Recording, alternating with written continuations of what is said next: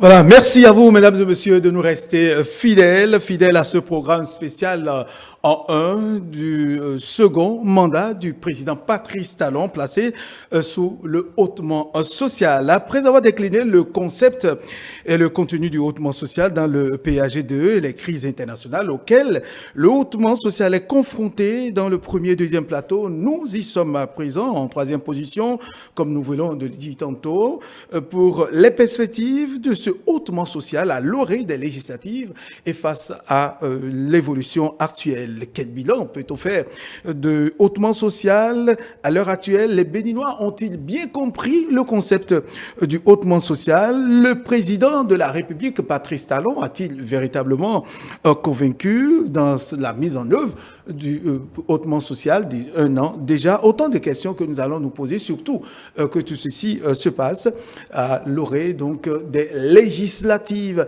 et surtout faire des projections et nous interroger également sur la partition des partis politiques dans la réussite donc de cette crise que nous traversons, quoi qu'on dise, au temps du hautement social. Et pour en parler ce soir, mesdames et messieurs, pour ce troisième plateau, j'ai avec moi autour de ce plateau Maître Jacques Migan. Bonsoir, Jacques Migan. Bonsoir, mon cher. Comment vous allez? Ça va très bien, Maître Jacques Migan, avocat, membre fondateur du Bloc républicain BR. Merci d'être avec nous. C'est un plaisir. Très bien.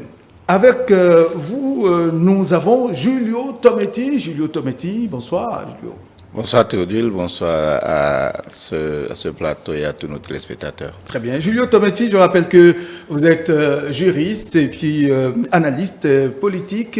Avec vous, nous verrons aussi l'aspect technique du hautement social aujourd'hui dans la perspective. Et puis, toujours sur ce plateau, un homme politique, pas de moindre, le président du parti de Restaurer la confiance, le président René Agossa. Bonsoir. Bonsoir. Merci d'être là. Merci de répondre à notre invitation. C'est moi qui vous remercie. Très bien. Et puis un quatrième membre de la majorité, Isaac Adjaï. Bonsoir Isaac.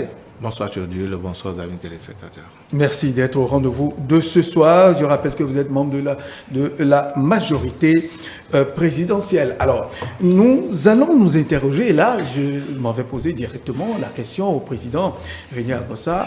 Oui, aujourd'hui, 6 ans de gouvernance, un an du hautement social, un an de gouvernance du président Patrice Talon. Est-ce que déjà, aujourd'hui, le hautement social a-t-il tout son sens si on vous demandait d'observer, d'avoir un regard en tant que comme politique de ce qui s'est passé jusque-là? Oui, c'est le président même qui a parlé du hautement social. Ça veut dire que le premier quinquennat a connu un social faible ou bien inexistant. Donc ça c'est du factuel.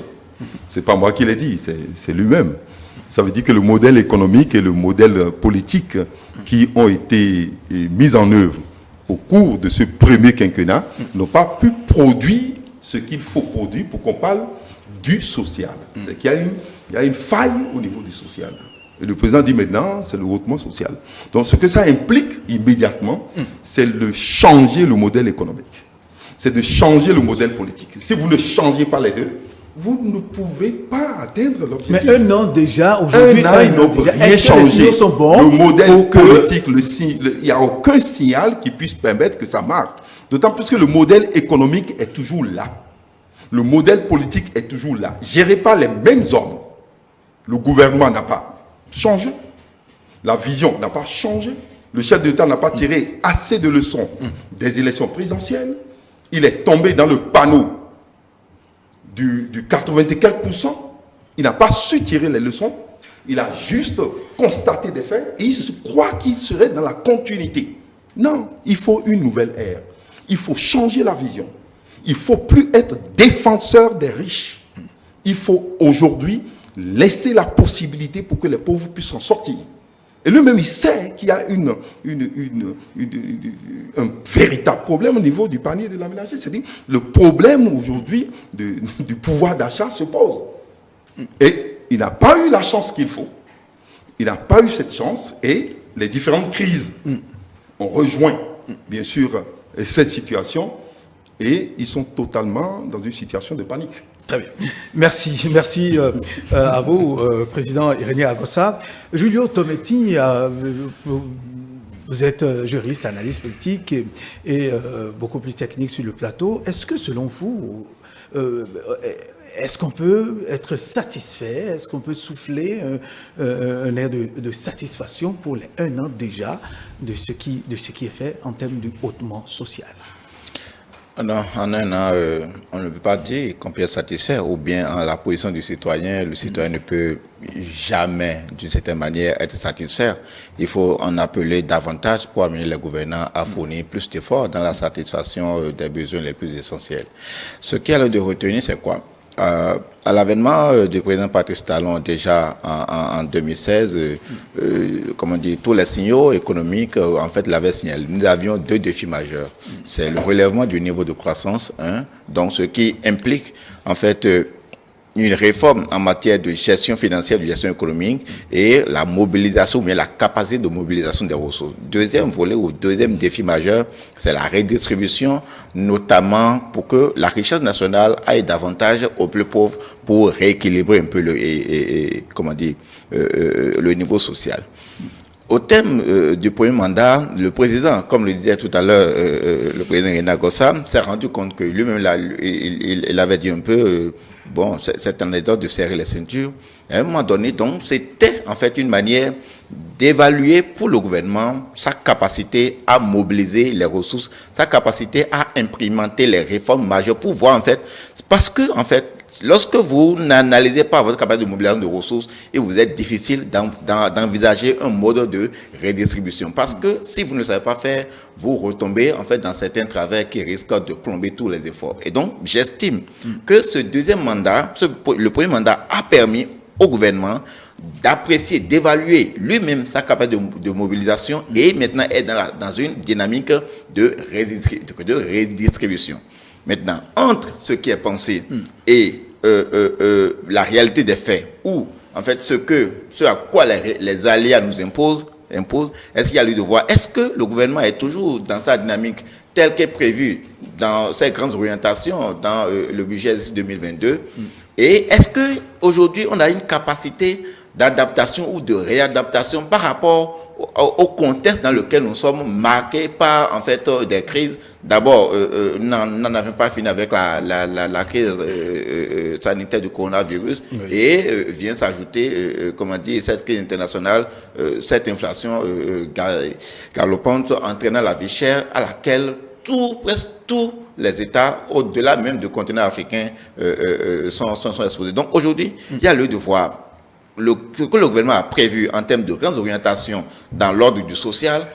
Quand on prend l'éducation, la santé, le social, la famille, est-ce que, en fait, la ligne directrice est en train d'être respectée? Et quelles sont aujourd'hui les capacités d'adaptation par rapport aux nouveaux éléments dont nous sommes confrontés?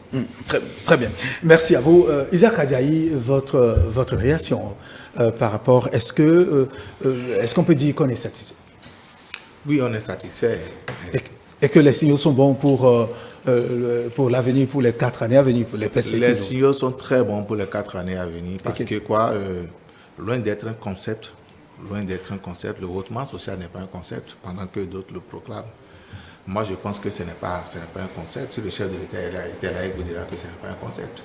Parce que le chef de l'État n'est pas à son premier mandat. On ne peut pas parler du mandat 1 du deuxième mandat, de l'an 1 du deuxième mandat, sans parler des 5 précédentes années où le chef de l'État a gouverné.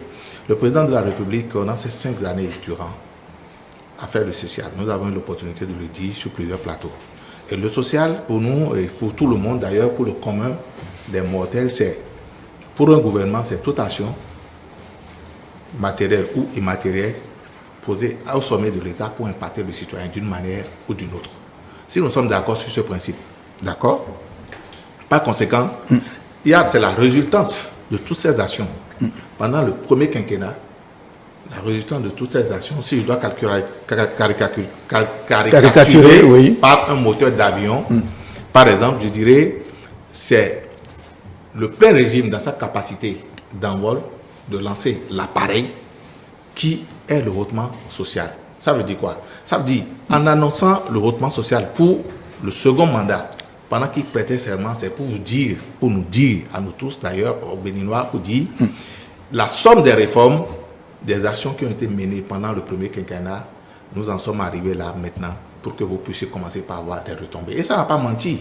D'ailleurs, depuis 2018, vous n'êtes pas sans savoir qu'aujourd'hui, par rapport au PIB du Bénin, le PIB a évolué déjà fortement en 2018, 2019, 2020, 2021, 2022 d'ailleurs, avec la note de plus que nous avons eue. Merci. Si le produit intérieur se porte bien, c'est la preuve que d'abord, les réformes et puis toutes les actions qui ont été menées pour la bonne gouvernance, que vous savez, la lutte contre la corruption et la sécurisation des recettes de l'État. Et surtout, on n'oublie pas la maîtrise du taux d'endettement, qui est appréciable, qui est le taux le plus, qui fait partie des taux les plus appréciés de l'UMOA par rapport aux tests que nous avons. Toutes ces données ont permis à ce que le président de la République, dans sa vision, puisque c'est lui qui a posé ces actions, savait où la chute, où est-ce que le pays allait chuter, a dit que ce mandat sera hautement social. Il n'a pas menti. La preuve, le rapport... Merci, vous aurez le temps de continuer, Isaac Adjaye. Ce n'est que le début. Nous allons écouter Maître Jacques Migan. Jacques Migan, oui. Est-ce que le hautement social, aujourd'hui, un an après, est-ce qu'on on est convaincu que les Béninois ont compris le hautement social a accompagné le chef de l'État, ou c'est lui seul qui a compris son concept? Et est-ce que ça a été convaincant? Vous savez, quand mon frère s'exprimait tout à l'heure... Vous en avez plusieurs sur le plateau? Vous en avez, ils sont 3? Mon cher Irénée Akossa, je me suis demandé si nous sommes effectivement dans le même pays. Très bien. Si nous respirons le même pays. Si nous parcourons le Bénin profond. Vous constaterez que le président Patrice Talon, lorsqu'il a accédé, ou du moins je dirais même lorsqu'il était en campagne en 2016, très bien, et encore, lors des dernières campagnes, c'était le candidat qui était en contact direct avec le peuple, à travers un contrat social. Je dis bien un contrat social. Et j'aime souvent dire que sa préoccupation, c'est le bien-être du Béninois. Ses conditions de vie, ses meilleures conditions de vie et de travail. Et il les a traduits en 2 points. Prévention, action. Et quand il a cédé effectivement aux responsabilités en 2016, je crois que le président Patrice Talon, sa première préoccupation, c'est comment faire pour sortir les Béninois de l'obscurité. C'est comment faire pour permettre aux Béninois d'accéder à l'eau potable sur le plan universel.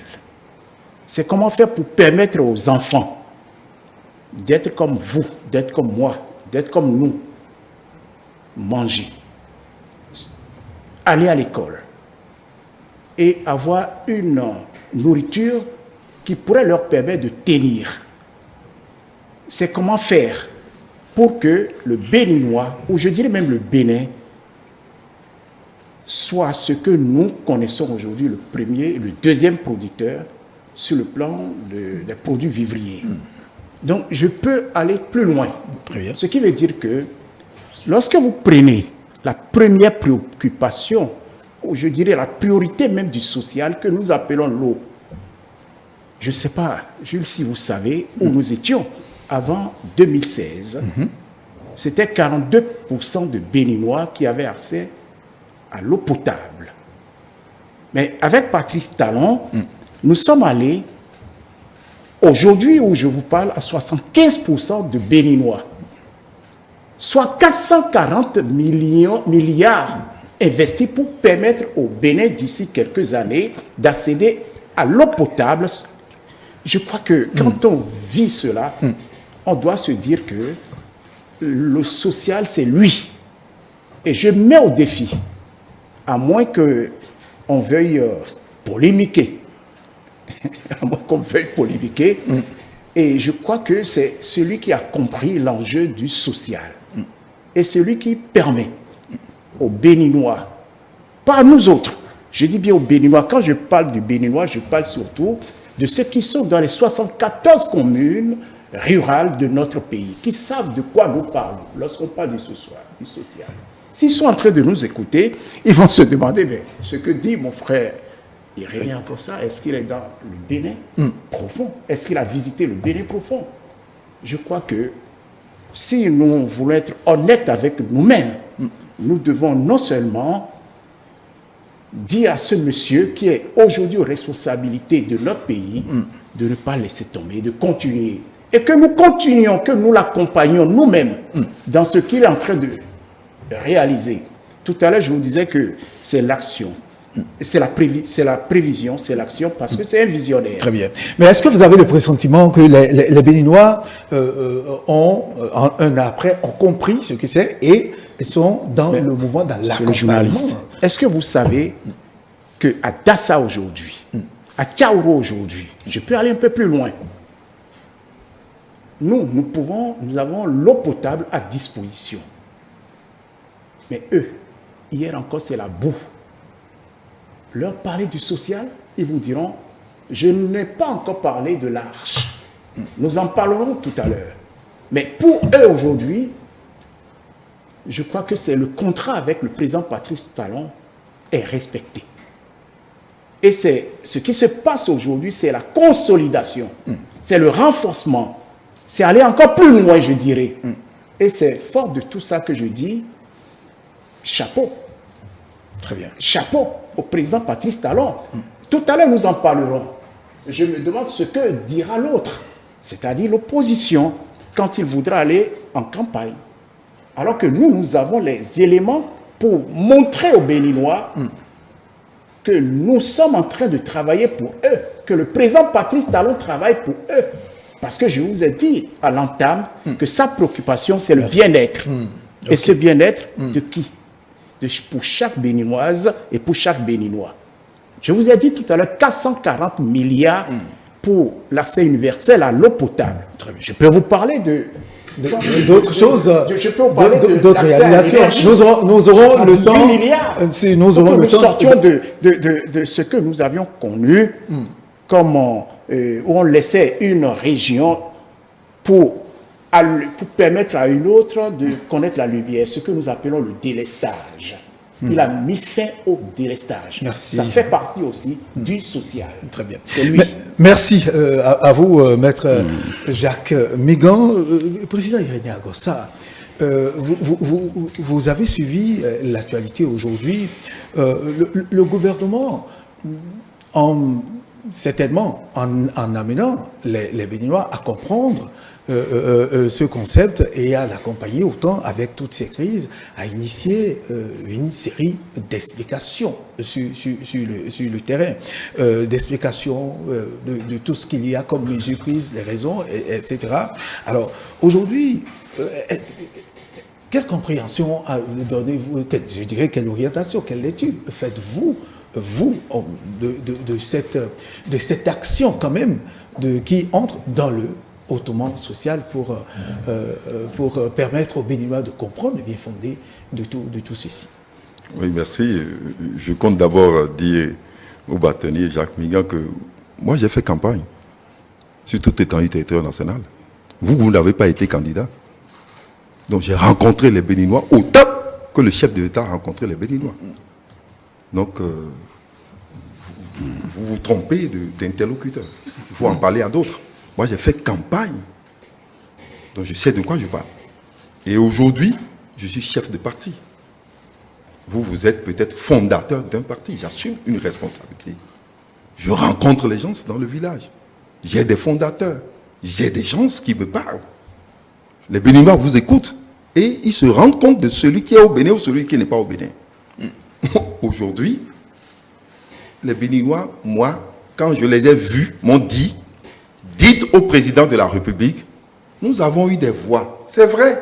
Quand tu vas dans mon village, quand tu passes de Banamé je sais pas, tu veux aller à Dassa, hein, tu prends les goudrons. Et ils m'ont dit, l'huile d'arachide coûte cher, c'est chez nous on produit ça. Ils disent, ils veulent vivre. Ils n'ont pas pu inscrire les enfants à l'école. Vous voyez, allez voir le taux d'inscription aux examens depuis un temps. C'est ça, quelle formation. C'est le véritable problème. La redistribution du gain n'a pas été parfaitement réalisée. C'est ça le problème. Et je vois mon ami qui parle du PIB. Le PIB, aujourd'hui, le produit intérieur brut, dans l'analyse du bien-être d'un peuple, est comparé aujourd'hui à ce qu'on appelle le produit du bien-être intérieur brut. Allez voir aujourd'hui dans les données. Vous ne pouvez plus prendre le PIB aujourd'hui pour parler du bien-être d'un peuple. Quand vous avez le PIB et qui est géré par une minorité, et quand vous avez un système économique où on presse tout le monde à la base, on demande à tout le monde de fournir l'effort, mais dès que le profit vient, le profit est géré par une minorité.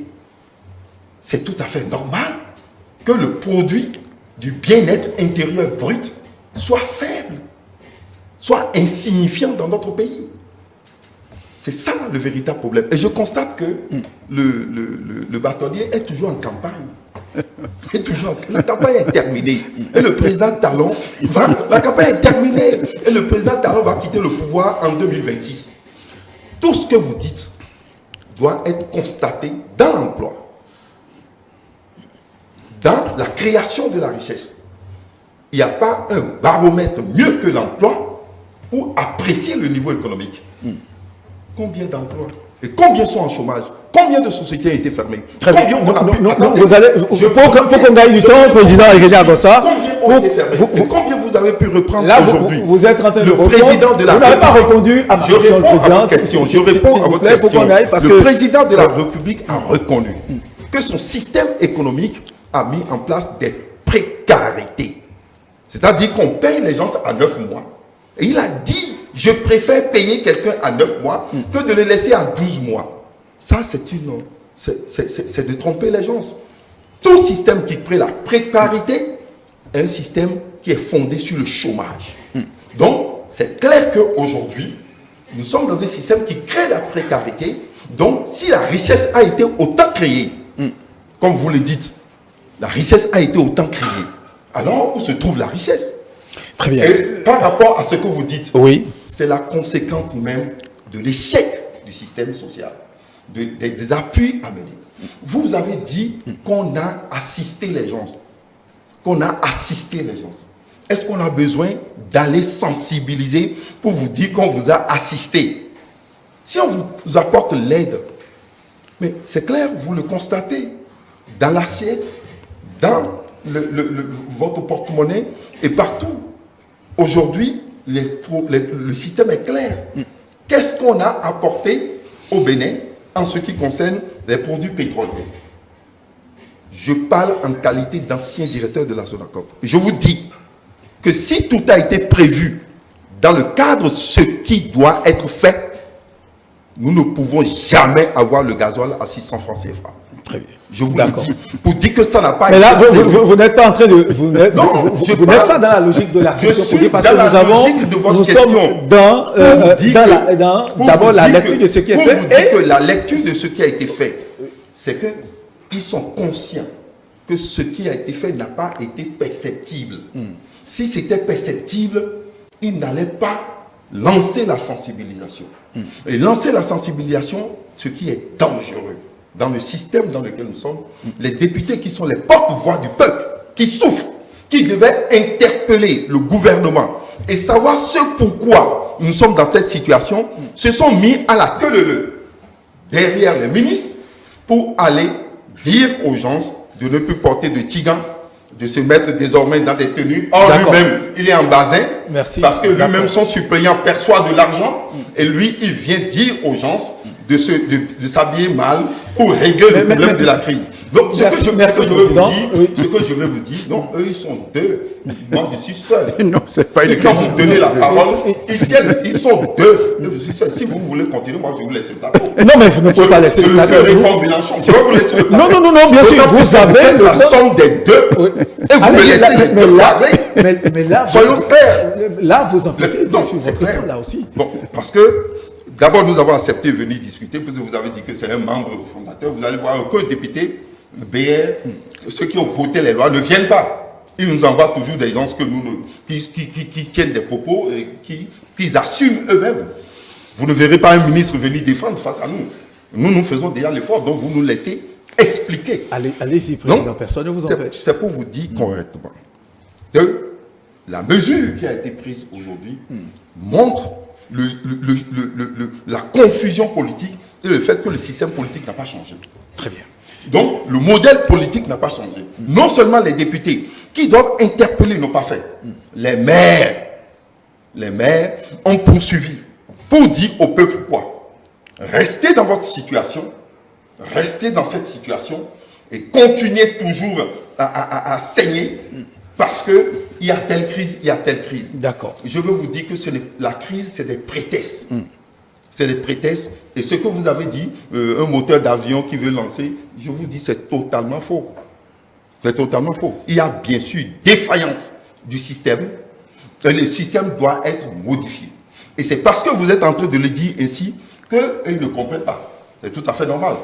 Nous allons pouvoir maintenant nous faire élire pour que le Parlement joue bien son rôle et qu'on ait un débat purement économique en ce qui concerne les ressources, en ce qui concerne le niveau de la dette, en ce qui concerne bien sûr la répartition des gains. Et vous allez voir que nous pouvons échapper bien sûr à ce qui se passe et que si ça devait se faire, ça se fera dans de très bonnes conditions. Très bien. Merci à vous, Président Iria Agossa. Isaac Adjahi, concernant cette sortie des membres du gouvernement pour aller expliquer, est-ce que n'avez-vous pas le sentiment que peut-être il y a eu un peu de retard dans cette initiative? Est-ce que l'initiative n'est pas venue peut-être un peu tardivement à point nommé? Est-ce que vous avez ce sentiment? Je vais vous répondre. Mais je voudrais juste rappeler, puisque je n'avais pas fini. Non, nous n'allons pas faire. Non, je ne vais pas répondre. Nous n'allons pas répondre. faire du tic au tac. Je ne ferai pas nous du voulons tic au tac, évoluer dans parce que le j'étais dans débat, une logique. à permettre aux téléspectateurs de comprendre ce qui est et de faire des projections. Je suis dans la logique de permettre aux téléspectateurs de comprendre la logique que j'avais commencé par développer, le hautement social. J'irai très vite. Non, mais évoluons. Nous avons l'obligation d'évoluer dans la discussion. Dans l'obligation d'évoluer, parce que après avoir fini de donner, comme l'a dit le bâtonnier, massivement de l'eau à boire aux Béninois, tout comme un gouvernement ne l'avait jamais fait, après avoir pris l'engagement de donner un repas chaud aux enfants béninois par jour, et avec le second mandat, le taux ayant été revu encore à la hausse, après avoir donné l'autonomie énergétique au Bénin à environ autour de 70%, un peu plus de 70% aujourd'hui, dans notre propre capacité de production, après avoir, je n'irai pas plus loin, après avoir donné aujourd'hui l'assurance maladie aux Béninois et permettre aux Béninois de se soigner pour les indigents à 0 francs et d'autres à environ à 70%, et donner même de la formation aux artisans à travers cette couverture, cette assurance maladie universelle, ce projet. Après, je veux parler du projet H. Oui. Après avoir donné de l'emploi aux Béninois à travers multiples secteurs dans le domaine de la santé, avec les concours qui ont été lancés, au ministère des Finances, au ministère de l'Enseignement, le PSE, etc., des milliers de jeunes aujourd'hui recrutés, même quand bien même il reste encore beaucoup à faire. Il a fait ce qui était à la portée avec les moyens que la richesse que nous avons produit au Bénin. Après avoir continué aujourd'hui de faire la lutte contre la corruption, son cheval de bataille qui est aussi du social, après avoir fini de faire tout ceci, après avoir fini, pour en arriver à la question que vous avez posée, de prendre des mesures qu'il faut, que vous savez, pour atténuer par rapport au choc endogène et exogène qu'a engendré le Covid-19, et après la guerre en Ukraine, par rapport à la cherté de la vie, après avoir pris toutes ces actions, après avoir mené ces actions matérielles et immatérielles, il était temps que le gouvernement sorte pour rencontrer sa population. Et c'est ce que le président de la République a demandé avec son gouvernement à faire. Parce que on ne peut pas être en train de servir des gens tout en étant loin d'eux. Il faut aller à leur rencontre, parler avec la population, connaître savoir si les actions qui sont prises, les décisions qui sont prises au sommet de l'État, pour ces populations, quelle réceptivité a eu ces Béninois et qu'est-ce qu'ils pensent de ça, les écouter pour savoir si on peut améliorer encore, on peut encore mieux faire par rapport à ce qui a été fait. Et c'est ce que le gouvernement a fait. Je ne suis pas dans la logique du président Irénée Agossa, qui est dans sa logique en tant qu'opposant. Il faut peindre tout en noir. C'est son rôle d'ailleurs. C'est son rôle, il est dans son rôle. Monsieur le Président, vous êtes dans votre rôle. Vous êtes aussi dans votre rôle. Ben non, j'ai beaucoup d'admiration pour vous. Moi, je ne suis l'envoyé spécial de personne. Et personne n'est envoyé spécial de personne ici. Nous sommes venus parce que nous aimons notre pays. Nous sommes venus en politique. Et nous travaillons pour la République et nous apprenons à vos côtés, Monsieur le Président. Donc, retenez simplement, Monsieur le Président, que le Président de la République et son gouvernement ont tellement et continuent de faire pour le Bénin. Et les 4 prochaines années à venir, vous serez surpris, vous aurez suffisamment des actions pour pouvoir vous délayer sur le plan social. Très bien. Merci à vous, Monsieur Isaac Adjahi. Maître Jacques Migan, parlons toujours de cette tournée. C'est vrai, beaucoup l'ont assimilé à de la campagne, puisque au cours de cette tournée, là aussi, beaucoup de choses ont été dites. Les membres du gouvernement en ont entendu ce contact qui est créé, enregistré. Mais est-ce que, d'abord par rapport à la première question, est-ce que ça vous voyez-vous ça véritablement comme une tournée à connotation politique, surtout à l'approche des législatives? Vous savez, le président Patrice Talon, lorsqu'il avait fait sa reddition, sa tournée de reddition de comptes, c'est parce qu'il devrait rendre compte à ceux qui l'ont élu. Et lorsqu'il a fait, il revient à ses ministres d'aller sur le terrain pour expliquer dans les détails ce qui est fait. Et lorsqu'il était à l'Assemblée nationale, ce qu'il fait, lors de son discours sur l'état de la nation, pour dire comment le Bénin va, il revient toujours au ministre de le faire. Je disais tout à l'heure qu'il est l'homme qui se préoccupe du bien-être de son peuple. Nous avions connu en 2019 une crise sanitaire. Et lorsque cette crise a commencé en Chine, en 2020, le président Patrice Talon a déjà commencé par prendre les dispositions dans l'intérêt des Béninois. Ensuite, ça a été repris par les ministres. Et c'est le moment de louer le ministre en charge de la Santé et de rappeler ceci, que le Bénin, parce qu'il a été un modèle sur le plan international, dans ce qu'il a fait, dans l'intérêt des Béninois, nous avions aujourd'hui une place en or à l'OMS, où siège notre ministre de la Santé. Donc il a pris les dispositions qu'il fallait, et surtout, c'est pour parer aux conséquences sur la vie chère. Donc ça a été repris par les uns les autres. Nous avions connu la guerre en Ukraine. Guerre entre la Russie et l'Ukraine. Est-ce que vous savez que le président Patrice Talon, comme je le dis toujours visionnaire, avait déjà pris les dispositions en ce qui concerne les Béninois et les Béninoises. Donc les dispositions étant prises, il y a 1 mois et demi de cela, le ministre des Finances, le ministre Wadaï, il est allé à la télé pour expliquer aux Béninois l'intérêt fondamental du gouvernement qui travaillent au quotidien à travers cet investissement de 80 milliards pour atténuer un tant soit peu cette cherté de la vie qui est mondiale. Et nous avions expliqué en son temps, avant même la crise en Ukraine, pourquoi il y avait déficit, pourquoi l'huile végétale était chère. Je dis bien, avant même la crise, et les dispositions qui avaient été prises par le président Patrice Talon et son gouvernement. Donc, c'est pour vous dire quoi? Qui mieux que les membres du gouvernement pour aller dire aux Béninois profonds pourquoi cette crise? Qui? Est-ce que les uns et les autres regardent la télé comme nous aujourd'hui? Est-ce que les uns et les autres écoutent la radio comme nous aujourd'hui? Le Béninois, aller chez lui, dans sa maison, dans sa localité, sillonner les 77 communes, je crois qu'il faut le faire. Il y a mieux que soi-même pour informer, pour sensibiliser. Maintenant, que l'opposition, que la mouvance emboîte le pas, ça va dans le sens de ce que nous appelons l'animation de la vie politique. On ne peut pas le refuser. Et ce que nous sommes en train de faire depuis cette cherté de la vie, je crois que le Bénin a toujours innové. Et les uns et les autres nous ont suivis.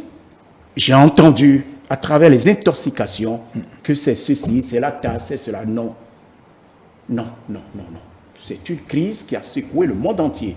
Et les dispositions que le gouvernement du président Patrice Talon, ces dispositions qui avaient été prises, qui sont en train de se faire, ça démontre son souci permanent du quotidien du Béninois. Alors, que l'on fasse cette tournée, c'est normal. Qui peut le faire? Sinon les ministres. Que les politiques emboîtent le pas, ça va de soi. Je l'ai dit tout à l'heure dans le cadre de l'animation de la vie politique. Je ne vois même pas, là où il y a problème. Alors, tout à l'heure, j'écoutais mon frère Irénée comme ça. Non. Si nous nous regardons dans les yeux, je crois que si je lui demande de dire ce qu'il pense sérieusement de ce qui se passe dans son pays, il me dira ça va. Mais vous savez, c'est un homme politique. Il est dans l'opposition. Je le lui concède. Tout ce qu'il a dit tout à l'heure, nous sommes compris. Ceux qui l'écoutent vont se demander, est-ce qu'il est réellement dans le pays? Il dit avoir été candidat, avoir sillonné le Bénin profond. Ce qui est vrai, je ne lui dénie pas cela. Mais les doléances, ce que les uns et les autres vous ont dit, dites-le nous. Monsieur Agossa, ils sont contents. Ils apprécient le président Patrice Talon. Écoutez, si nous devons en parler aujourd'hui, je ne vais pas rentrer dans ce contexte puisque ce n'est pas l'objet de notre rencontre. Ce qu'il recherche, Patrice Talon, encore. Patrice Talon ne laisse pas tomber. Quand on dit cela, on dit beaucoup de choses. Et nous en parlerons au moment opportun. Mais, mon cher Irénée, nous sommes de la même famille politique, c'est-à-dire le Bénin. Et le Bénin va. Il va très bien. Ça, je peux vous le dire et je vous le conseille. Merci. Avant de vous laisser, s'il vous plaît, c'est juste s'il vous plaît, nous allons juste un mot. Là, nous perdons. Non, il faut le laisser parce que nous comprenons. Je dis, oui, dans vos yeux, oui, le Bénin ne va pas. Très bien. Merci. Dans vos yeux. Alors, je vous dis, le Bénin, ça ne va pas. Et ça, je le dis en vous regardant. Oui. Pour vous dire, ça ne va pas. Vous aurez le temps de vous laisser davantage. S'il vous plaît, le président regarde ça. Julio Tometti. Alors, oui, cette tournée, alors, les gens l'assimilent déjà à de la campagne. Et que, oui, on devait le faire un peu plus tôt. Beaucoup d'interprétations qui tournent autour de cette tournée qui a quand même permis au gouvernement d'écouter, d'entendre, de discuter directement avec les populations et peut-être d'enregistrer aussi leur plainte. Alors, quelle lecture faites-vous techniquement de tout ceci que vous pouvez partager avec nous, que ce soit à l'opposition comme à la mouvance?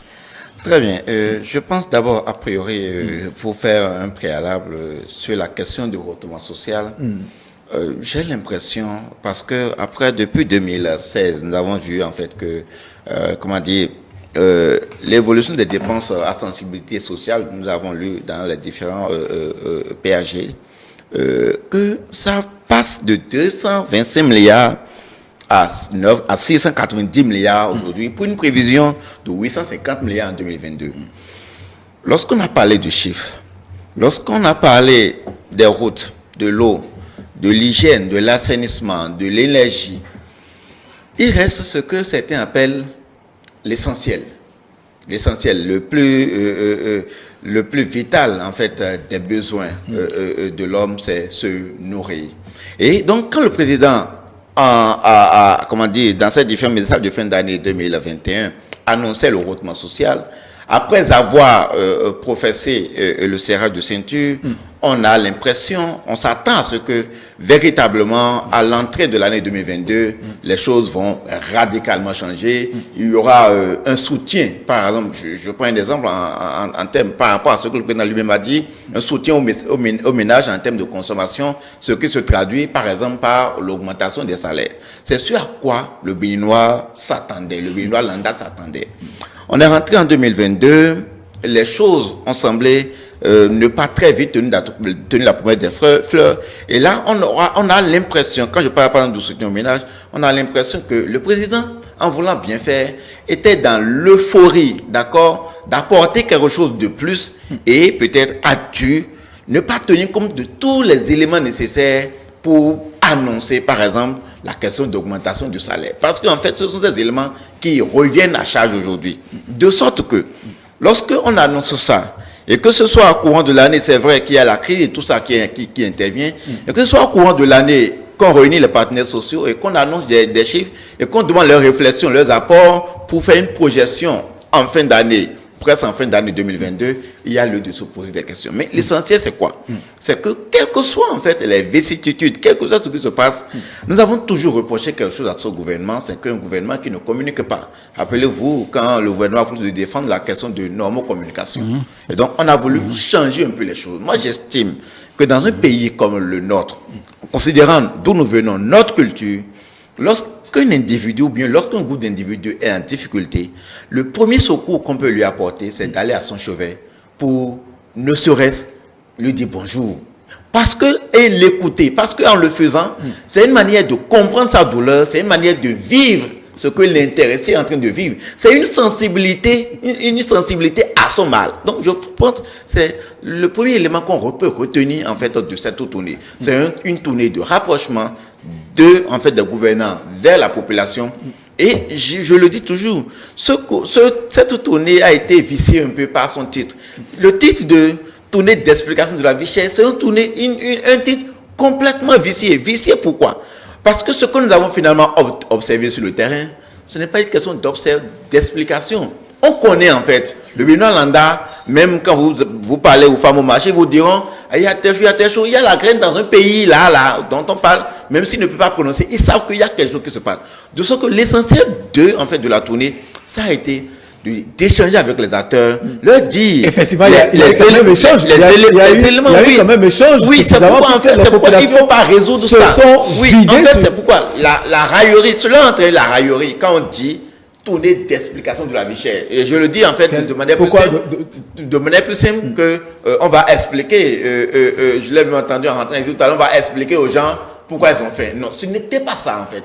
C'était une tournée d'échange entre le gouvernement et les autres acteurs politiques avec les populations pour leur dire ce qui se passe, leur dire quelles sont les différentes mesures que nous avons prises, quels peuvent être les accompagnements en termes de suivi et de mise en œuvre de ces mesures. Parce que même encore aujourd'hui, on l'a observé par rapport aux questions d'engrais et d'intrants agricoles qui ont été arraisonnés parce que mises en réexploitation. Comment faire pour que nous-mêmes, en tant que population, nous pouvons d'une certaine manière assurer la veille pour que les velléités en matière commerciale puissent être combattus tous ensemble. Le gouvernement ne peut pas descendre dans chaque hameau. Donc, il était question nécessairement d'échanger. Et enfin, de recueillir l'avis ou les propositions des différents groupes sociaux. D'accord. Et donc, pour moi, il aurait fallu trouver un autre déterminant je reste toujours avec vous, Julio Tometti, pour vous poser la question, celle-ci.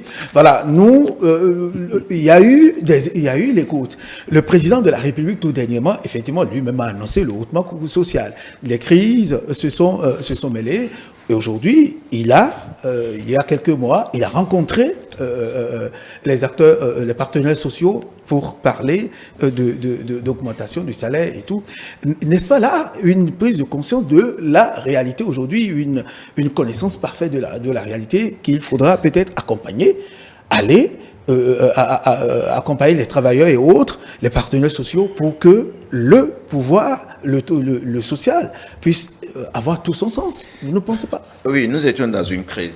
Et la promesse d'augmentation du salaire a précédé en fait cette crise-là. Donc on ne peut plus l'inscrire dans ce cadre. Il y a lieu même de reprocher en fait au gouvernement de ne s'être pas suffisamment préparé avant que le chef de l'État n'ait annoncé la mesure, parce que en fait ça a été en fait le problème essentiel. En annonçant la mesure, les populations ont cru que en fait toutes les analyses nécessaires ont été faites, la cagnotte est disponible, d'accord, et en rentrant dans l'année 2022, peut-être dans le premier trimestre déjà, on puisse avoir en fait de manière palpable la promesse du chef de l'État.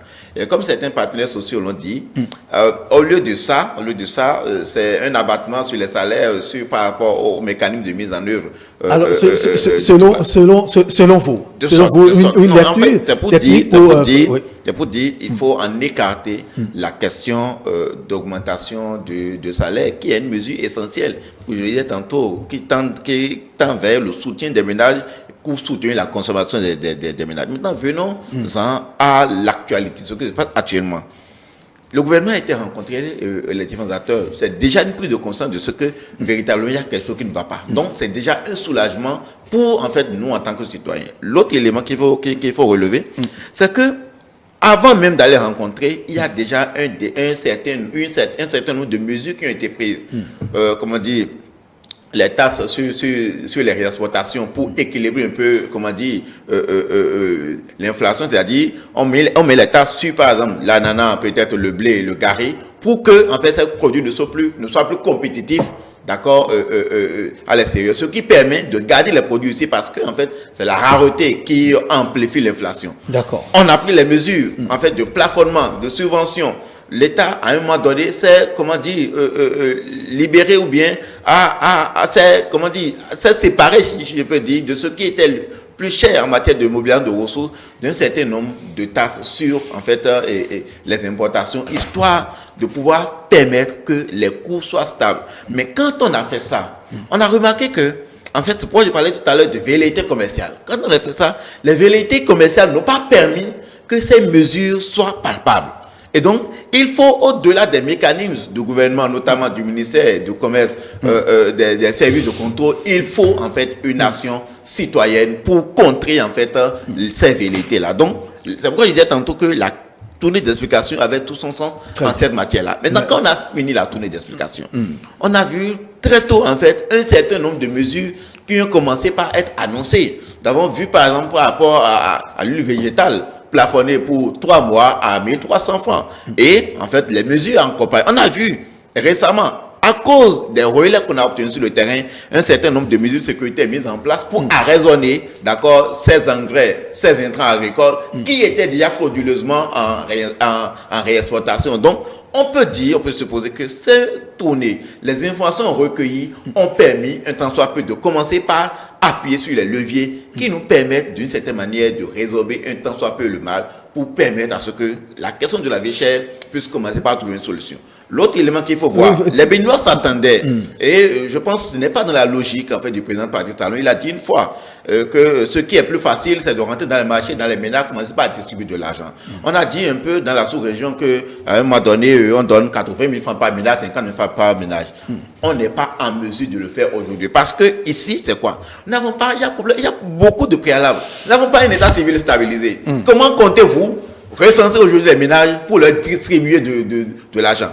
s'il faut faire ça, est-ce qu'il ne faut pas appuyer sur d'autres leviers pour ces ressources-là? Au lieu de dire qu'on va commencer maintenant par diminuer, à qui on va distribuer? Quelle est la catégorisation? On va aller faire recours aux éléments statistiques antérieurs. Si on s'engage dans ce processus-là, ça va prendre du temps. Parce qu'en matière de recensement, de cartographie, pour redistribuer, comme certains vont le dire, il faut encore de l'argent pour distribuer l'argent. Ça va entraîner encore tout autre chose. Donc le gouvernement on a l'action aujourd'hui qui comprend en fait le problème et certainement des mesures seront prises. Mais nous allons continuer à toujours crier tant que nous ne sommes pas totalement satisfaits du propre du citoyen. Très bien. Et oui, le président Irénée Agossa, voilà le problème du hautement social. Quand on parle du hautement social, quoi qu'on dise, quelle que soit la forme que cela prend, que vous soyez opposant ou au mouvancier, vous en bénéficiez. Les retombées, vous en bénéficiez comme tout le monde. Alors, restons dans les perspectives après avoir fait un état des lieux général, dans les perspectives, en tant qu'opposant, qu'est-ce que RLC pense qu'on puisse faire pour que véritablement le hautement social puisse avoir tout son contenu, tout son sens, puisque quoi qu'on dise, je l'ai dit tantôt, vous en bénéficiez en tant qu'opposant, mouvancier aussi en bénéficiera. Qu'est-ce que vous proposez déjà? La première chose, c'est d'abroger la loi sur l'embauche qui est au Parlement, qui a été votée, où cette loi donne tout le pouvoir à l'employeur de faire de l'employé un esclave des temps modernes. Vous savez dans quelles conditions les pères de famille aujourd'hui sont à la maison, après avoir fait 22 ans de service? Vous savez dans quelles conditions ils sont à la maison? Vous savez combien de sociétés ont été fermées? Et combien de jeunes ont été recrutés par rapport à quoi? Vous avez fait le point de ceux qui ont été fermés? Et combien d'investisseurs ça a ramené dans ce pays? Parce qu'on disait que cette loi allait permettre à ce qu'on investisse dans le pays. L'investissement où? Et nous sommes à ce niveau de production dans le pays. L'investissement est où? La balance commerciale est où? L'investissement est où qu'on n'a qu'à dire. Donc, c'est pour dire qu'il faut abroger d'abord cette loi qui dévalorise le travail. Quand vous travaillez dans ce pays, vous ne vivez pas de ce que vous faites. Si le SMIC même est ramené à 52 000, monsieur le bâtonnier, votre enfant... Vous ne vous adressez votre pas enfant, non, je demande au bâtonnier. Je demande au bâtonnier. Vous ne vous adressez pas au bâtonnier, vous vous adressez au téléspectateur. Bien selon lui. Ouais. Son fils. Parce que nous avons des enfants en âge de 22, 23 ans, 30 ans.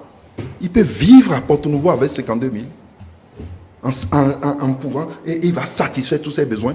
C'est ce que nous appelons les esclaves des temps modernes. Oui, à 52 000, dites-moi, est-ce que vous pouvez vivre à 52 000 chez vous? Moi, mon chauffeur, je le payais à 80 000 parce que c'était impossible qu'il se déplace de chez lui, chez moi. Partir à 2 h du matin, etc. Donner à manger à sa femme, payer le loyer et supporter tout, il ne pouvait pas tenir. Le SMIC, aujourd'hui, le président a dit, malgré votre PIB, malgré tout ce que vous dites, que ça ne peut pas être à 52 000. Sachant bien que lui-même dit, s'il était dans l'état normal des choses, il devait multiplier par 2. Et vous dites que tout va bien. Donc, est-ce que vous ne faites pas là une prise de conscience de la réalité? Il faut abroger cette loi. Il faut abroger cette loi pour penser à revaloriser le travail. La lutte contre la corruption, la lutte pour la production dans un pays, c'est la revalorisation du travail d'abord. Nous avons une loi qui détruit le travail. Deuxième chose, il faut prévoir les choses. Vous avez parlé des cantines, des repas chauds. Les cantines sont prévues dans tout pays pour modeler et modifier le comportement alimentaire des générations. Ce n'est pas cantine fondée... Oui, des générations. Allez-y dans les cantines dans tout pays. Ça se base sur les productions des régions, des communes. Ce n'est pas cantine basée sur PAM. Et je l'ai dénoncé depuis que ça a commencé. J'ai dit que les cantines, la production, la philosophie, les cantines au Bénin ne nous conduit pas à nous rendre autonomes le Béninois sur le plan alimentaire. Nous avons fait 5 ans, avec 13 milliards au début. 13 milliards. Et qu'aujourd'hui, nous n'avons pas une modification du comportement alimentaire qui puisse booster la production des produits vivriers. Quand vous allez dans chaque commune, ça devait être fondé sur les mairies. Et que ce que tu produis chez toi doit être conservé. Et les nutritionnistes doivent se baser sur ce qui est produit dans chaque région et faire en sorte que nous puissions avoir le petit déjeuner, le déjeuner et le goûter, permettre aux enfants d'être bien nourris et de pouvoir s'en sortir. Cela n'a pas été fait. Du coup, on parlait des cantines, on applaudissait. Nous sommes venus maintenant et il y a une crise, le blé coûte cher, etc. Et on dit maintenant aux populations, changez de comportement alimentaire. C'est ainsi qu'on change de comportement alimentaire? Non. Donc, c'est pour dire que la philosophie du gouvernement n'était pas dans l'optique de prévoir les crises. Donc, vous avez dit les perspectives. Modifier d'abord la philosophie des cantines. Réorienter les cantines sur la base des communes. Au lieu de nommer des SE qui, en fait, vont créer des situations compliquées dans la gestion des communes, il faut penser à rendre autonomes les communes à travers cela. Et c'est la production interne. Et vous allez voir que ça va changer. L'autre chose dans laquelle je voulais dire les perspectives, c'est l'énergie. On ne peut pas produire l'énergie sur la base de ce combustible, le gasoil lourd, le fioul. On ne peut qu'utiliser le gaz. D'accord. Or, nous avons la conduite du gaz qui passe par ses mains et qui est possible qu'on peut utiliser. Nous avons la possibilité de gérer le gaz avec le Sénégal. Si nous sommes proches de la mer, nous avons la possibilité de négocier avec les pays de la CEDEAO, de grouper, bien sûr, les commandes pour nous en sortir. Et j'ai demandé, première mesure qu'il faut faire sur le plan, sur le plan oui, président, ce qui est sûr, vous n'allez pas étaler toute vous avez posé la question. Oui, de façon sommaire, le Parlement doit revoir la libéralisation du secteur d'hydrocarbures. Très bien. Merci. Dans ce secteur, on va s'en arrêter là. Le chef de l'État doit savoir que on peut regrouper aujourd'hui les commandes. Au lieu que chaque société nous commande petit à petit, on regroupe les commandes et nous aurons de fortes demandes et nous allons pouvoir commander, en gros, stocker et libéraliser la distribution. Merci, merci président Yénia Bossa. Dans tous les pays, nous allons mettre Jacques le Nigeria. S'il vous plaît, parce que là, vous monopolisez la parole. La critique est aisée, la difficile. Le Nigeria, qui est ce que l'océan, la mer ici, est pour notre climat. D'accord. C'est ce que le Nigeria est pour notre économie. Mais vous avez compté sur le coton. Seulement. Nous allons, s'il vous plaît, président Yénia Bossa, vous rendez le plateau très houleux et vous ne permettez pas aux téléspectateurs de vous suivre. Vous en avez cité suffisamment. Le Nigeria, c'est un don pour nous. Mais vous l'avez abandonné. Vous l'avez abandonné. Et vous comptez sur le seul coton. Quand le coton, quand nous sommes en crise, laissons merci à vous, président Yénia Bossa, au soleil. Président RSC. Le Nigeria, nous devons reprendre vous aurez le temps de permettre à ce que Maître Jacques non, ce que je voudrais dire à mon vis-à-vis, la critique est aisée, mais l'art est difficile. J'ai fait des propositions. Ça, ce n'est plus des critiques. J'en viens. J'ai fait des propositions. Vous savez, le SMIG. Je ne fais pas de propositions. Je fais des propositions. Je ne suis pas en train de critiquer Maître. J'ai fait des propositions. Attaquer les propositions pour que nous allons dans le débat. Je vous ai dit. Je peux m'exprimer. Vous pouvez me laisser la loi. Alors, il faut abroger la loi et valoriser le travail. Je vais vous dire. S'il vous plaît, quand on parle du SMIG, c'est le salaire minimum interprofessionnel garanti, en dessous duquel vous ne pouvez pas payer quelqu'un. Vous aviez bien dit que votre chauffeur, vous le payez à 80 000. Il faut chercher à savoir ce que c'est que le SMIG. Quand on ne le sait pas, on ne dit pas que si votre fils, avec 52 000, à Porte-Nouveau, pourrait faire ceci, pourrait faire cela. On n'est pas à 52 000. La preuve, le vote n'est pas à 52 000. Mais vous ne pouvez pas le payer en dessous de 52 000. C'est ce que cela signifie. Et deuxièmement, lorsque vous parlez de la loi sur l'embauche, il faut voir les statistiques de ce que ça a créé aujourd'hui, du moins avant ça, a entraîné comme investissement. Je dis bien comme investissement. Je veux le savoir. Mais, puisque c'est vous qui en avez parlé. Non, vous êtes de la mouvance. Écoutez, quand on dit... Vous êtes de la mouvance, dites-moi l'investissement. Quand on dit, ça veut dire qu'on a les preuves de ce que l'investissement n'a pas été au rendez-vous. Vous permettez, s'il vous plaît, vous savez, j'ai un principe où je n'interromps pas l'autre. Non. Voilà. Nous sommes dans dites-le. Laissez le président, s'il vous plaît, président Irénée Agossa. Président Irénée Agossa, lorsque nous permet d'évoluer, s'il vous plaît. Lorsqu'on donne, lorsqu'on critique, c'était pour ça que je disais tout à l'heure que la critique est aisée, mais l'art est difficile. Et lorsqu'on dit que on critique le SMIC, la loi sur l'embauche, ça ne fait plus partie des perspectives. Ça fait partie des critiques. Or, quand on ne sait pas, comme je le dis souvent, ou quand on n'a pas les éléments, qu'est-ce qu'on fait habituellement, M. Agossa? On ne dit pas. Quand on ne sait pas, on ne dit pas. Quand vous voyez ce qui se passe aujourd'hui, je vous disais tout à l'heure que les investisseurs qui arrivent pour créer des emplois, des entreprises qui se créent. Et quand on crée une entreprise, ça sert à quoi? C'est pour embaucher. Est-ce qu'il y a eu des embauches? Où en sommes-nous aujourd'hui au niveau du chômage? Où en sommes-nous?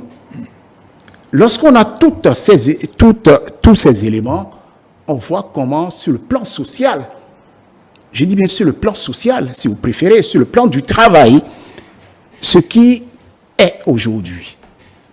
Nous avons tendance à oublier que l'homme qui est aux responsabilités, ce n'est pas seulement un politique, mais c'est un gestionnaire. Et qui sait ce qu'il faut pour permettre à une entreprise d'évoluer. Et qui a mis son savoir, son génie, je dirais, de gestionnaire au service de notre État. Et je disais tout à l'heure en ce qui concerne votre vision, que nous ne sommes pas dans le même pays, ou du moins nous ne parcourons pas le même pays. Peut-être quand vous le faites lorsqu'il est question des élections, de la campagne. Mais une fois la campagne terminée, vous arrêtez vos démarches. C'est vous qui êtes toujours en campagne. Mais écoutez, je vous ai dit tout à l'heure, l'animation de la vie politique... Vous êtes toujours en train de vendre un produit, le produit talon. Vous savez, le produit talon... On n'en a plus besoin. On veut les résultats aujourd'hui. Les résultats sont là et les Béninois en sont fiers. C'est faux. Je continue. Vous perturbez, les Béninois en sont fiers. Et vous le savez. C'est-à-dire, le Bénin est devenu, peut-être que nous le savons, peut-être que vous ne le savez pas, un modèle que tout le monde veut copier, quel que soit le domaine, et même sur le plan numérique, et sur le plan de l'agriculture. Très bien. Alors, toujours restant. Vous me direz peut-être que M. Dossoui, notre ministre de l'Agriculture, il est tout le temps sur le terrain pour expliquer ce qui est, ce qui doit être, et ce qui se fait. Non, je crois quand même que c'est nouveau. On n'a pas connu ça. Avant 2016, c'était le populisme. Et vous en savez quelque chose. Pour revenir à votre domaine de l'énergie, des hydrocarbures. Nous parlons toujours des perspectives. Nous parlons des perspectives, absolument. Bien sûr, pour les perspectives, nous sommes dans les réalisations du PAG2. Nous sommes dans les réalisations qui se réalisent, c'est-à-dire les actions, les réalisations qui continuent. Ça n'a pas cessé. Et tout le monde le sait. Je crois qu'il n'y a pas eu un frein. Quand le président Patrice Talon met l'accent sur le hautement social, c'est parce qu'il veut encore aller plus loin que ce qui se faisait de 2016 à 2021. Absolument. Donc, il ne faudrait quand même pas que nous nous trompions de vision. Il ne faut pas que nous nous trompions de vision. Améliorer, consolider. Mais il faut applaudir. Quel est ce domaine aujourd'hui? Que ce soit sur le plan économique, sur le plan social, sur le plan de l'éducation, sur le plan de l'énergie, sur le plan de l'eau, sur le plan du numérique, sur le plan de... Et je peux continuer. Et je vais même sur le plan du travail. Et si on n'a pas encore déterminé avec précision quelle augmentation de salaire, c'est parce que nous sommes dans une crise déterminée aujourd'hui, alors que la crise continue. Je ne sais pas qui peut le faire. Je n'en connais pas. Nous allons le faire. Qui nous allons le faire. Laissez, quand on sera au pouvoir, on va le faire. Quand on sera au pouvoir, on va le faire. donnez l'augmentation. Je vous dis, nous on va le faire. Vous avez écouté Isaac, quelqu'un qui est responsable. Merci, on va le faire.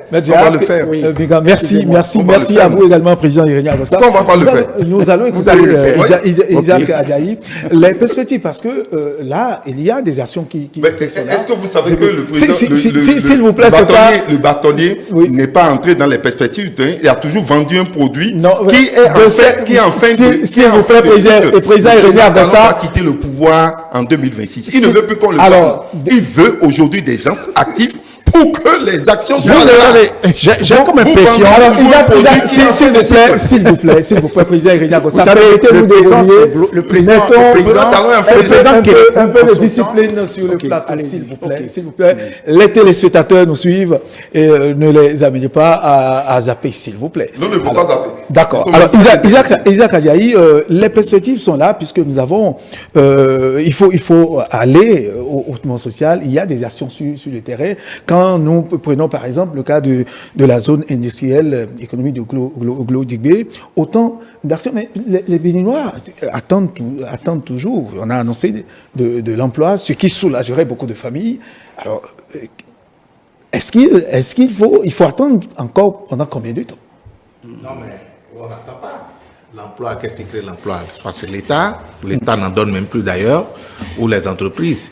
Et nous tous, nous sommes convaincus sur ce plateau qu'il y a des entreprises qui ont commencé par s'installer. C'est un processus. Ce ne sont pas des entreprises qui s'installent du jour au lendemain.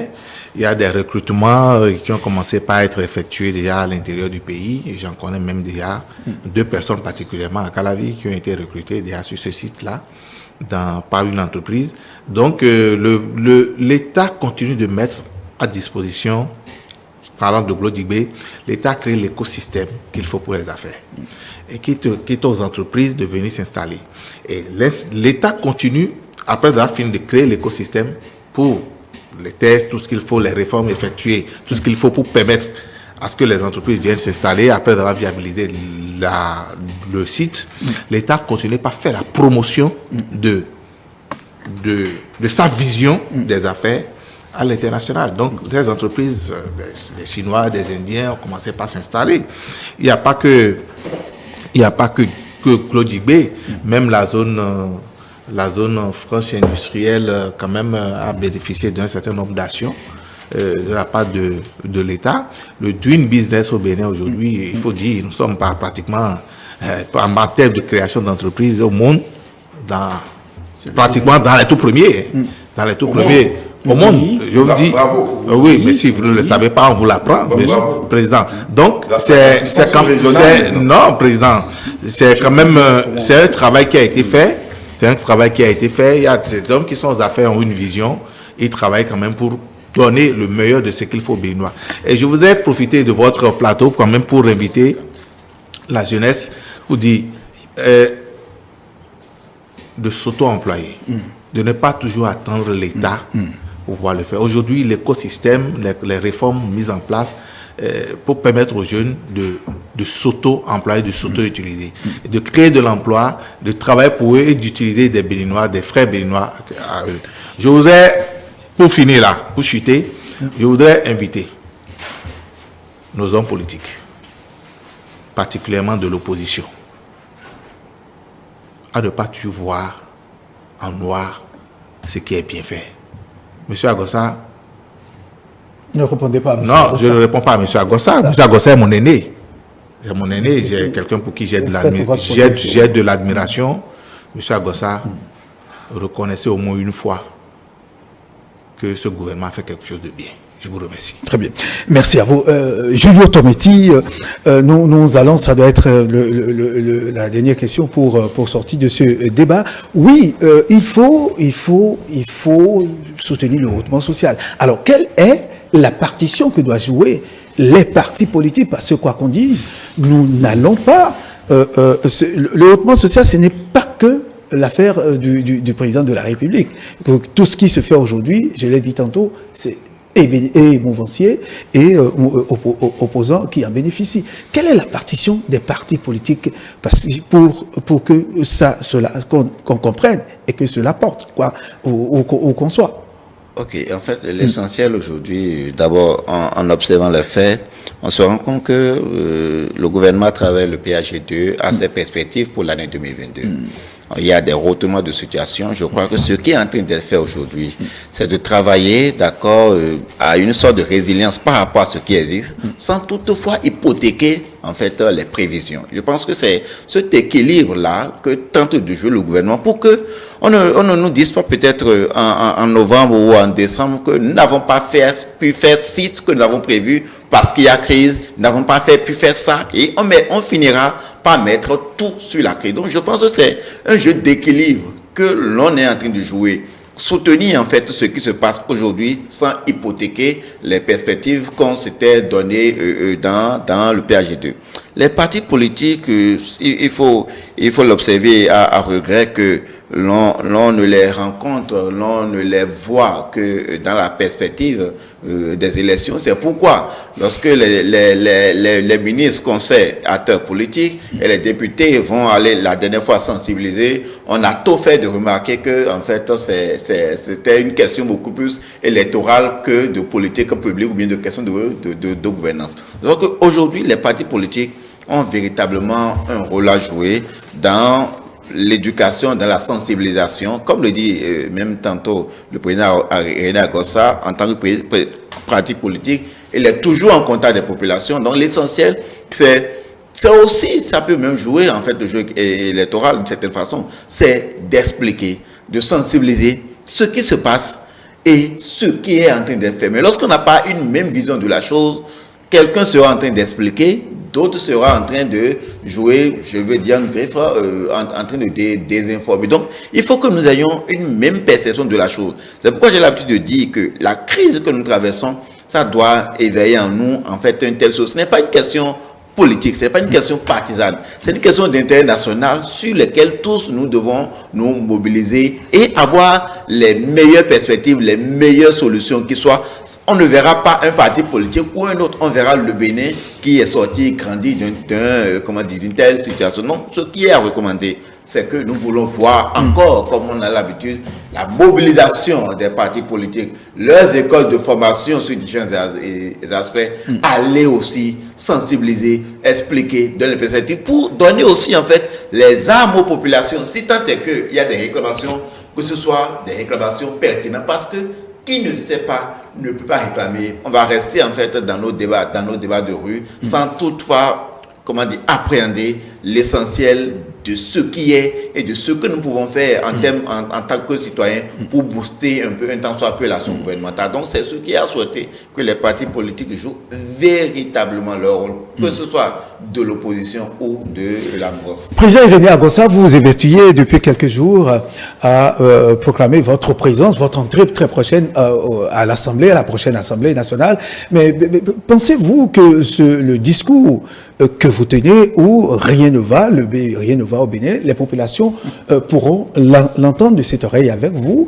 Est-ce qu'ils vont accepter, vont-elles accepter ce discours venant de vous qui pouvant peut-être, selon vos analyses, vous permettre peut-être de les représenter à la prochaine Assemblée pour qu'elle soit ce que vous souhaitiez?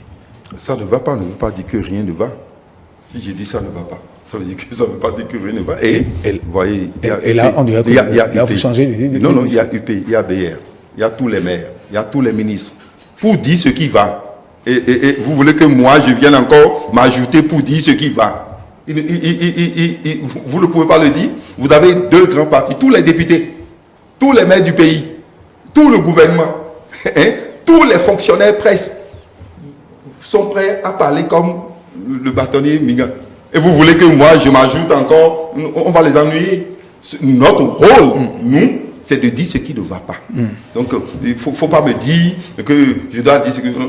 Si ça va, quand vous allez sur le terrain, vous savez. Moi, je ne vais pas dire ce qui ne va pas, ce qui va. Je dis ce qui ne va pas. Par exemple, Glodjibé, dans notre vision, vous ne pouvez pas installer une zone dans Glodjibé. Ça ne portera pas.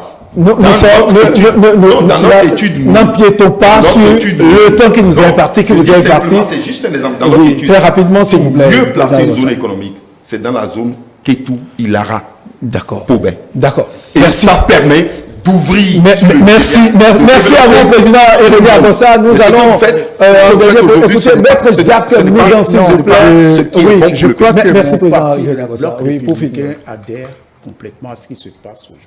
Très bien. Nous avons un programme. Et notre programme va dans le même sens que ce que nous vivons à travers les actions et les réalisations du gouvernement du président Patrice Talon. Nous sommes sur le terrain. Nous sensibilisons. Nous recueillons les doléances des uns des autres. Nous informons, nous recueillons. Et je crois que s'il existe aujourd'hui un parti politique qui réellement croit en ce qui se passe, on peut citer le Bloc républicain dont je suis non seulement le membre fondateur, mais membre du bureau politique. Très bien. Et je dis avec force aujourd'hui que 2023, plus précisément le 8 janvier 2022, nous comprendrons ce que, à travers le verdict des... 8 janvier 2023. 8 janvier 2023. 8 janvier 2023, à travers le vote des Béninois. Les Béninois croient en nous. Merci. Et ils croient en ce qui se passe aujourd'hui au niveau de la mouvance. On ne peut pas empêcher quelqu'un. Nous avions toujours dit, quand vous prenez les partis politiques qui existent, ils sont au nombre de 16. Merci beaucoup. Vous avez ceux qui font de la figuration. Et nous, je vous le dis, on en reparlera. Très bien. On aura peut-être merci 4. à vous, chers invités. Merci à vous, Maître Jacques Migan, avocat, membre fondateur du BR, membre du bureau politique.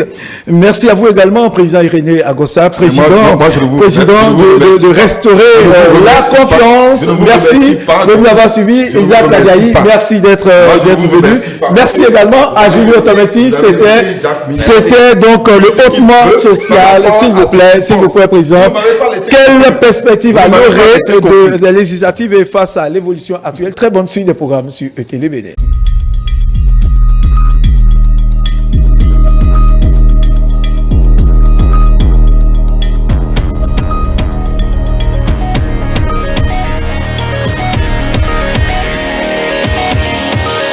Wow.